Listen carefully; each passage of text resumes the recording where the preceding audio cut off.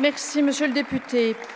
La parole est à présent à monsieur Antoine Herth pour le groupe UDI, Agir et Indépendants.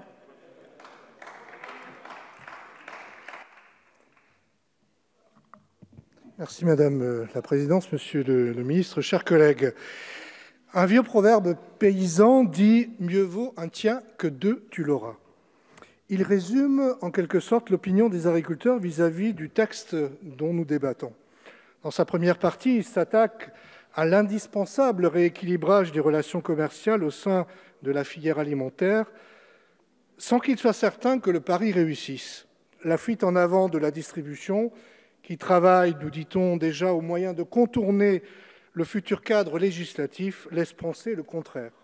En revanche, dans la deuxième partie du texte, et encore davantage depuis son examen par les deux commissions, beaucoup de dispositions adoptées vont contribuer à détériorer le compte d'exploitation de nos agriculteurs ou tout simplement l'image qu'ils ont de leur propre métier.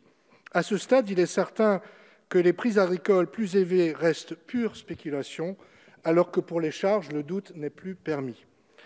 C'est comme si le Parlement, incapable de résoudre le problème très complexe, il est vrai, des distorsions de concurrence, voulait se rattraper en rendant complexes des questions simples. Chacun ici est d'accord pour dire qu'il faut arrêter de surtransposer les règles européennes, de créer des distorsions de concurrence. Pourtant, nous allons examiner des centaines d'amendements qui proposent exactement le contraire. Où est la logique? Il n'y en a pas. Qui s'est préoccupé de mesurer les impacts de ces amendements à l'apparence uniquement technique? Personne. N'oublions jamais, mes chers collègues, qu'en bout de chaîne, il y a des agriculteurs qui peinent à boucler leur fin de mois et à qui nous allons imposer des complications supplémentaires. Alors si j'ai peut-être une petite suggestion, Monsieur le Ministre, pour l'examen au Sénat, disons, chaque fois que le Parlement vote une règle pour les agriculteurs, eh bien, votons également une contrainte pour la distribution, comme ça va au moins rééquilibrer le débat. Monsieur le ministre, le texte que vous allez défendre devant nous est le premier acte législatif du gouvernement sur les sujets agricoles. C'est dire qu'il représente un instant fondateur de votre style de gouvernance. Il est aussi une épreuve pour mesurer le degré de cohésion de la majorité. Il y a quelques mois, je m'étais permis de conseiller modestement à Roland Lescure de jouer à fond la carte des États généraux de l'alimentation afin de permettre à la nouvelle majorité de se forger une doctrine sur des sujets compliqués, sensibles, multiformes, multifacettes. Vous savez, rien n'est moins pénible lorsqu'on est dans l'opposition que d'assister impuissant aux divisions d'un groupe majoritaire. Et vous savez, Monsieur Travert, de quoi je parle.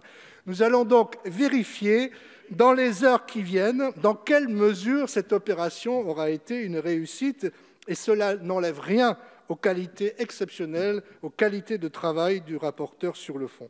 Mais ce qui est encore plus intéressant, c'est tout ce que ce texte de loi ne dit pas.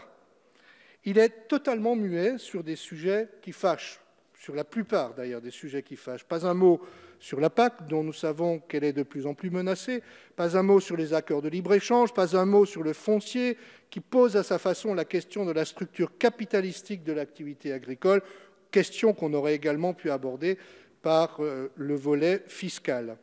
Toutes ces questions mériteraient un débat d'orientation, une vision d'ensemble, en quelque sorte, des défis que notre agriculture doit relever. Et je note que, parmi d'autres, le président de la Commission des affaires économiques, encore lui, s'est risqué sur ce terrain, et je l'en remercie car il démontre ce qui manque à nos échanges, à savoir une vision globale, une ligne d'horizon. La majorité a fait un choix différent. Je le respecte, c'est celui d'aborder les sujets les uns après les autres, suite à des groupes de travail qui sont en train de réfléchir aux choix qu'il convient de faire.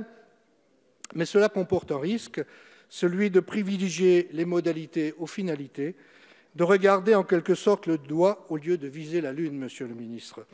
Dès lors, étant le premier de la série, le texte que nous examinons est de fait une loi d'orientation, en ce qu'elle privilégie certaines options tout en renonçant à d'autres.